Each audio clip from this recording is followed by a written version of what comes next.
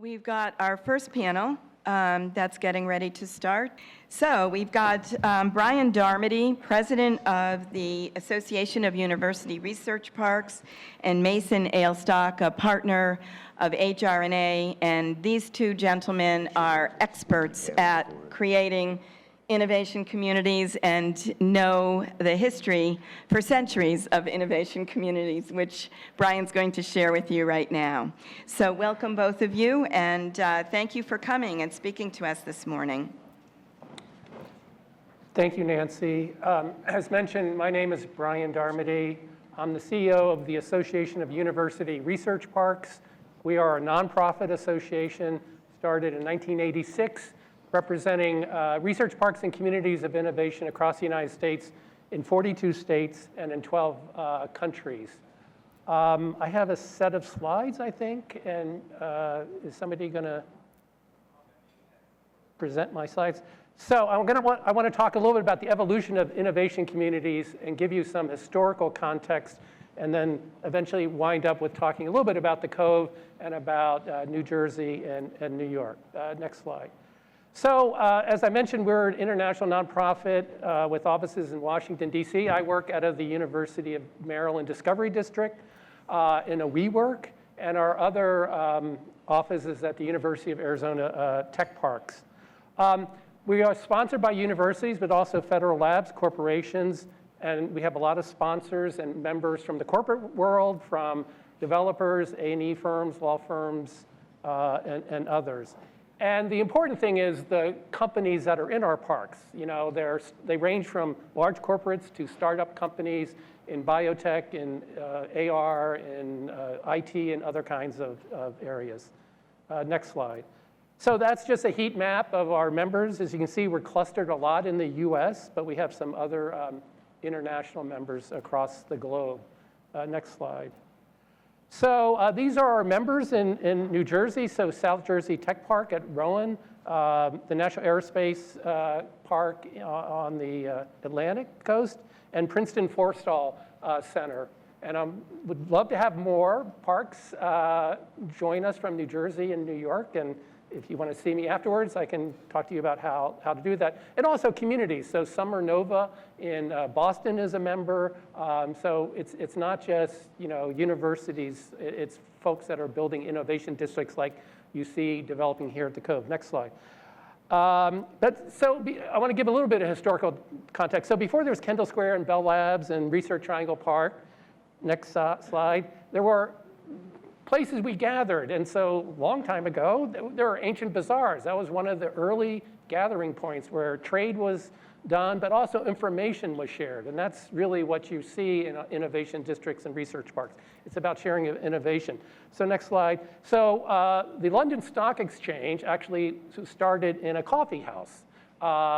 They shared information. There was no financial information that was generally available. There was no Dow Jones. But people gathered, and they would in London, and they would talk about business, and eventually the stock market emerged. Next slide. Then, more traditionally, the world's first research park was at Stanford University in 1951. The dean of engineering had a brilliant idea. He said, I need industry to be close to my engineers working in the engineering school. And at the time, Stanford was not an internationally known research university, and it was surrounded by orchards. It was kind of a desolate place, unless you were an orchard farmer. So the city of Palo Alto joined with Stanford University in an early public-private partnership, and they turned some of this land over, what's now known as Stanford Research Park, one of the best known, and has a great history of developing companies there. But that all started with the insight that people like to be near each other. Next slide. Even Kendall Square used to be called by MIT students Nowhere Square, because this is a picture of what Kendall Square looked like around 1972. If you know anything about the history, the NASA had a research center there, but it was the only NASA center that closed. And so they pulled out. There was nothing really next to MIT, one of the world's leading research universities, nothing in the neighborhood. So the MIT folks got together with others, and they built, next slide, Kendall Square that we now know, focused on life science and other topics. And my colleague Mason's going to talk more about innovation districts and how they have grown, and they are the latest iteration of what we used to call research parks. Next slide.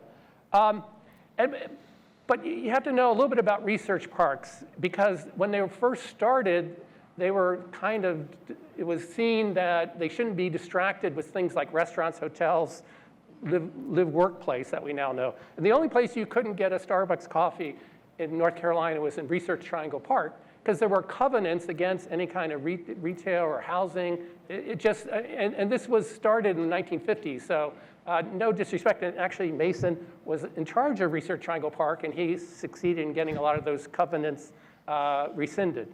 Next slide. So this is a quote from Claude Bernard, a famous research scientist from the late 1800s. And art is I, science is we. And so science is a very collaborative sport. The idea that you have a single scientist, not a single scientist has won a Nobel Prize for a number of years. So almost all of them are jointly given these days because science is very collaborative. Next slide. If you read The Code Breakers about Jennifer Doudna, you read that she met her collaborator that they both won the Nobel Prize at a conference in San Diego. And that's what we call the bumpability factor in research parks. You want to have these collisions, and these two researchers that kind of knew each other but didn't really know each other met at this conference. They then did some more work on mRNA, and we then developed vaccines. And it's an illustration of the kind of work that it's not just the scientists, but those of you in the audience that are building these kinds of facilities. You should take credit the fact that that's the place where the scientists are developing these relationships and developing these technologies, whether they're at the university or whether they're in an incubator or other place. Next slide. So I just want to talk a little bit about, this is an exciting time for research parks and innovation districts. The federal government is finally investing in them. There's a $1 billion Build Back Better challenge, I suspect. I don't know this, but this is $1 billion for infrastructure that could be regional tech hubs. And I assume folks from New Jersey as well as New York are working on their plans for these regional tech hubs. The first proposals are due October 19th for $500,000 planning grants, and then the second phase, 20 to 60 communities across the country, win $25 million to $100 million federal funds to build regional tech hubs. So it's a really exciting time for those of us in the tech development community. Next slide. This is a summary of a paper I wrote about the rise of biotechnology from the public policy standpoints. And I'm not going to go through all of this, but just a couple of interesting things. I think we're all used to the fact that we have the venture community. That didn't exist, but for the fact that SBICs, and they had to make amendments to the pension regulations that really allowed the VC community to start back in the 50s, and then the Bayh-Dole Act that gave universities rights to intellectual property, other kinds of things. And I just wanted to mention 1930, you see the Ransel NIH Act. That was what created the National Institutes for Health.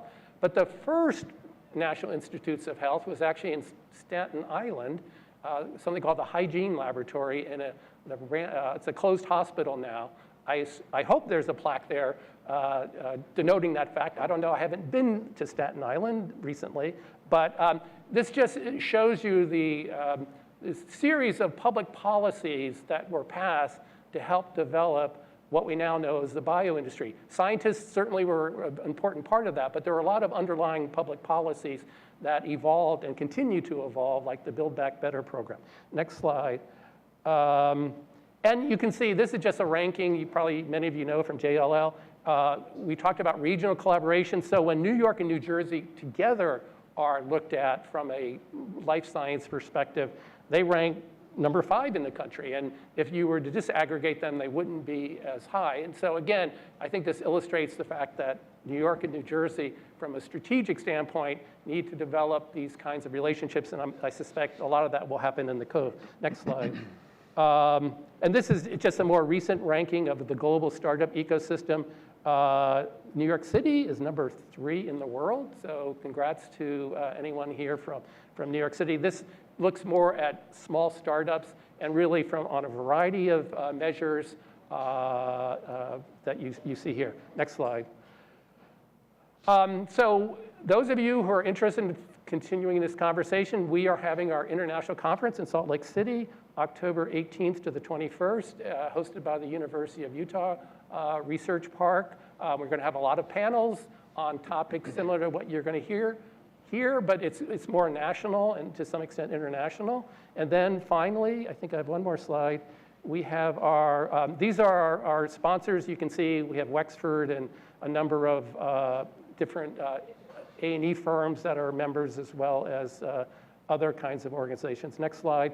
And then we have, right before BIO, if any of you go to the big BIO conference, hopefully it's taking place in person this year in June, we hold, the day before, we hold a session on how you build life science facilities, because there's 10,000 scientists and other folks that go to BIO. There isn't a lot of discussion about how do you build the facilities to house these scientists, and that's what we do at our BioHealth Caucus the day before BIO opens on June 13th in San Diego. And with that, I think, so we're going to know Cove has arrived when we see dogs with bandanas running around. That's my illustration of innovation districts, when you see the dogs with bandanas and the scientists doing their great work, and that's when we know the Cove has arrived. And with that, I think I'm turning it over to Mason. All right, great. Thank you, Brian. So that's the baton, a dog with a bandana on. That's when you've arrived. It's great to be with you all. Mason Hale, stock partner with HRNA Advisors, based out of Atlanta. And I think the mayor said it well. These places are about moving forward, and that just happened to be the title for the slide that I pulled together, moving forward and thinking about a resilient recovery. And when we think about innovation districts, when we think about a place like the Cove and what the vision that is being cast, what does that look like? As we within HRNA work across the country with other communities, it's really about building a resilient recovery that's inclusive, that's about equity, it's about development, it's about partnerships across public and private institutions. And how do we create that, not just as a project, but really as a culture and an expectation that we have for ourselves, for our community. So we'll go through a few slides here, and then really excited to have a conversation, get your thoughts and questions that you all may have as well. So we'll go to the next slide.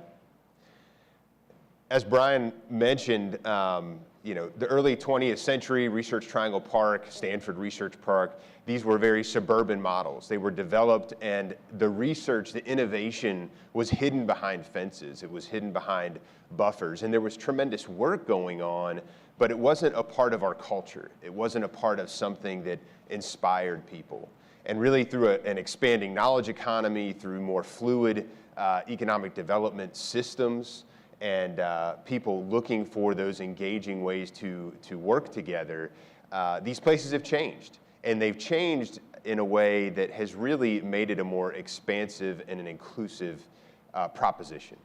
And it isn't just about driving value in the real estate and higher rents, although that is often a result of building innovation districts and what that looks like. But it's really, again, about building a community where a diversity of industry sectors, a diversity of institutions come together, bring their best, and are able to really help elevate and leverage the strengths of one another in order to create a greater outcome. I apologize. I'm used to presenting and my hands go everywhere, so I'm going to knock these guys out of their seats. Not used to sitting and presenting. So we'll go to the next slide. Kendall Square was mentioned. These places, innovation districts, they take on a lot of different forms. Some are much more organic, like Kendall Square, where we started with NASA saying no, and now you look at what Kendall Square has become, a very organic evolution, an organic integration of institutions, anchored in place-based investments, anchored in programmatic activities that bring together people from a lot of different areas. Then on the other side of the spectrum, you have a place like Cortex. Research Triangle Park would also fall within this category of being much more designed, much more intentional. There's a defined piece of real estate that often has a set of covenants, it has a set of architectural guidelines, use restrictions that are really intended to give the guardrails around innovation and how those partnerships manifest. And then how do those investments continue to be made back into the project? And then something more in the middle, Tech Square in Atlanta, where I'm from, or Mission Bay in San Francisco, is a little bit more of the in-between. There's a bit of a governance structure, there's a bit of an organization around place-based investments, but they do have some fluidity to them. They evolve a little more of a flexible, market-responsive way in how they operate. And none of these, the point here is, none of these are right? They are reflective of an investment in an economic foundational belief in what that community wants to create, like we're thinking about here with the Cove, and what they want to get out of that. What do they want to achieve together as a community? And then how does that manifest in the organization, in the operations, how the partnerships are formed and executed for decades to come? We'll go to the next slide. And those investments in districts, I think, I'm a very simple mind, often linear, of what are the elements of an innovation district, and I put them into categories really around people, place, and programs, and how do these areas converge to support one another. And when we think about people, right, we all have business cards in our pockets. We're here to network, we're here to build relationships, but we're also parents, we're moms and dads, we're living across the canal or across the river in another city and here visiting, and what we think about as people, what we're passionate about as people, often brings us together, and it helps inform our work and how we populate the places where we're investing, either through our companies or through our lives. Then around the places, what's the infrastructure? What's the connectivity? What are the civic spaces that whether you work there or you live there or you're just visiting, you're creating an environment that is highly connected and it's place-driven. It's giving a home. It's giving a stage set for those actors to be able to interact with one another. And then finally, programming, which I really think of as the activating ingredient.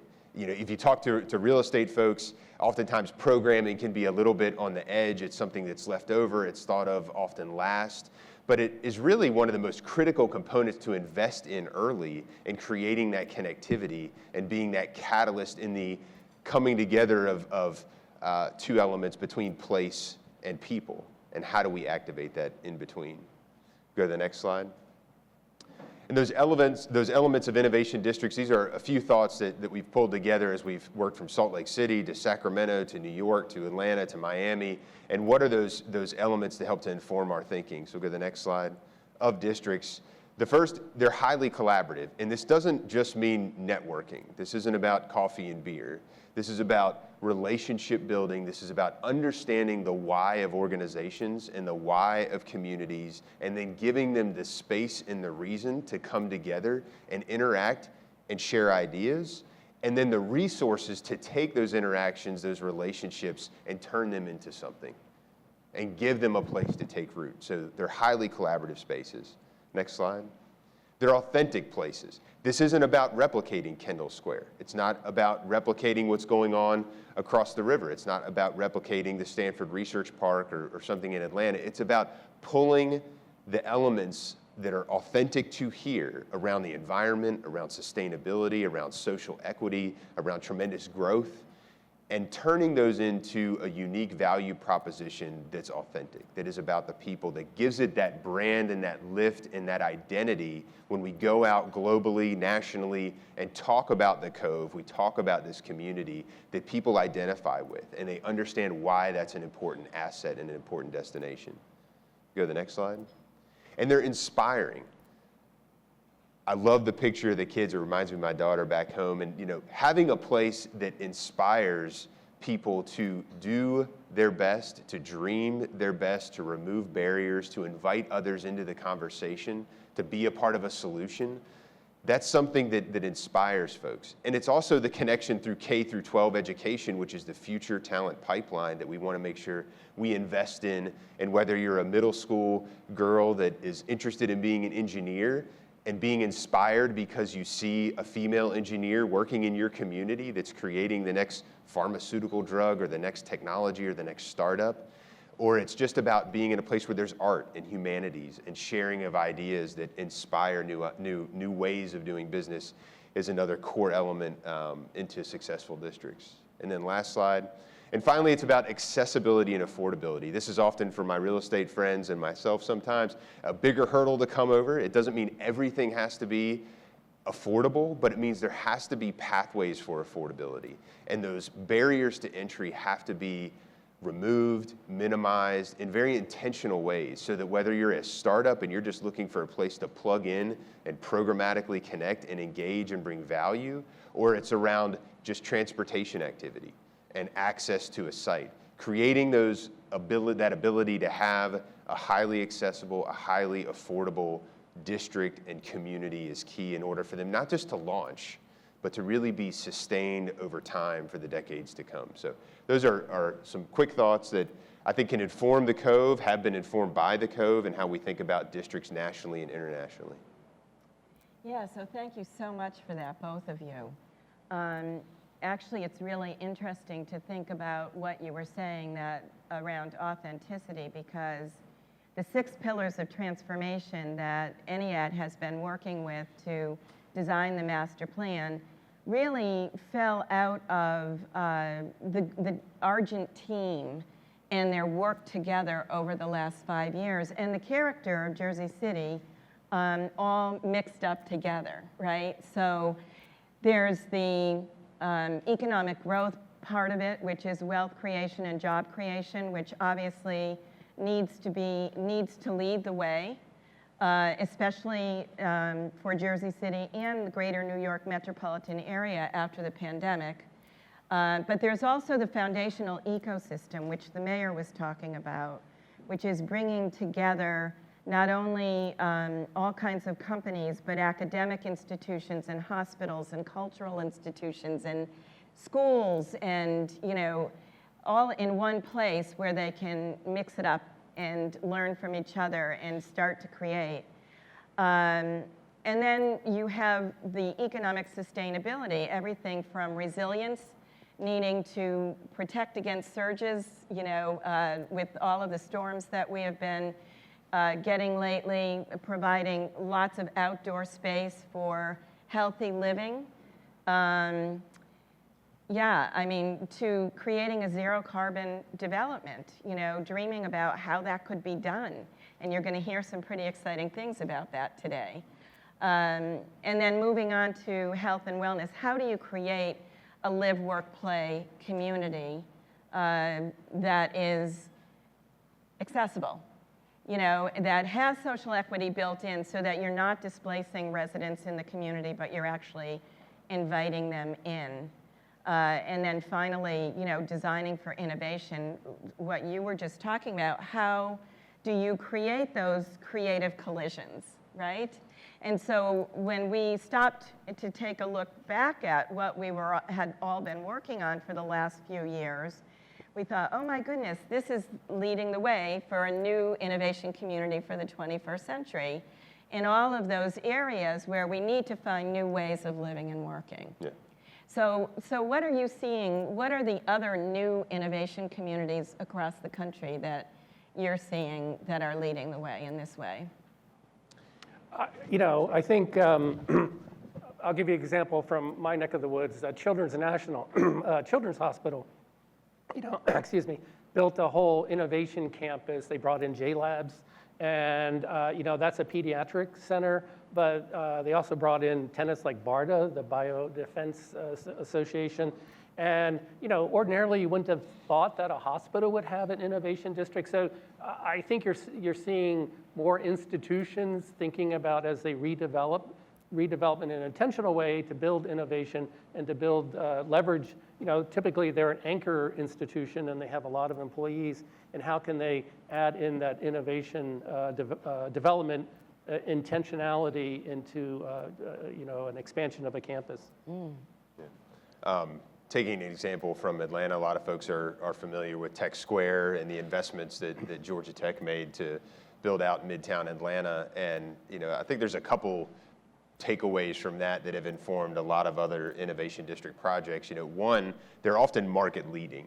right? These projects that are built about building community, about investing in place, about bringing diverse industry sectors together are often at the leading edge in working with anchor institutions around research and innovation and what those startups need. So they create an environment like they did in Tech Square that at first was a more challenging real estate proposition. There was a lot of investment that had to be made in Tech Square to bridge 7585 that runs right through the city, expand beyond the Georgia Tech campus, invest in Midtown where before it was not a place your mama would want you to go. It was definitely removed from growth in the city.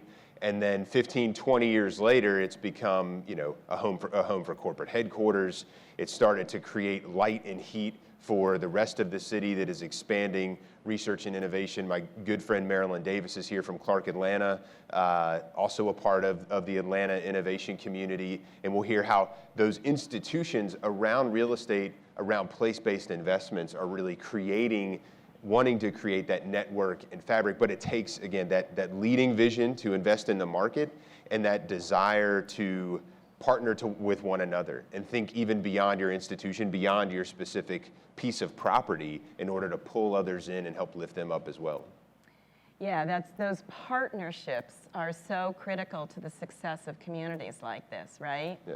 So the location of Liberty Science Center inside Tech City, right to the south of the Cove, and Jersey City Medical Center right to the north, they're so important to make those connections and be able to draw those activities onto the campus and vice versa.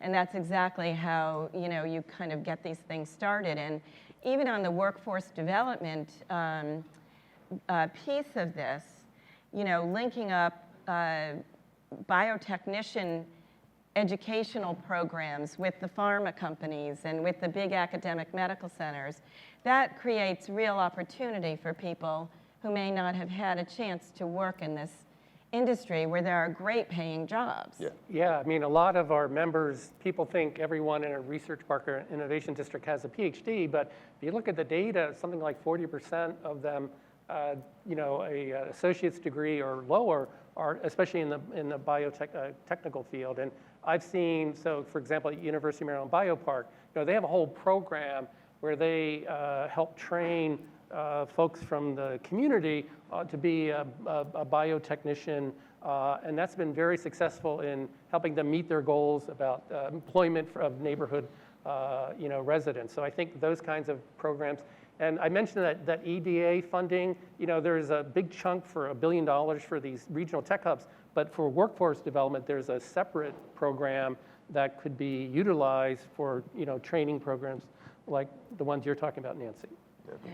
And I actually came down here yesterday from Philadelphia and was visiting some friends at the University City Science Center, which is, I think, the oldest urban research park or innovation community as compared to RTP, which is more of a suburban model. But to the programmatic and the workforce comment, they've been very intentional in thinking about how do they benefit the surrounding community, how do they partnership programmatically through efforts like First Hand Philly, which connects through STEM education in K through 12, and with the corporate sponsorship in order to create that pipeline. So you have mentors, speakers that are going to the public schools to talk about what it means to be in their field, what those different professions are, and inviting them to be inspired, to think about themselves being in that role, and for them, most importantly, remaining in Philadelphia, right? Not having that drain of talent that's coming out of their public school system and then out of their universities going somewhere else. So I think, again, that intentional investment in the full pipeline around education and talent, that is the fuel that we all recognize and know that meets the demand long-term for these projects. Yeah, I couldn't agree more with that. We're going to have a great discussion on that later on. We've got some really exciting organizations that are here to share what they're doing on the very cutting edge of workforce development.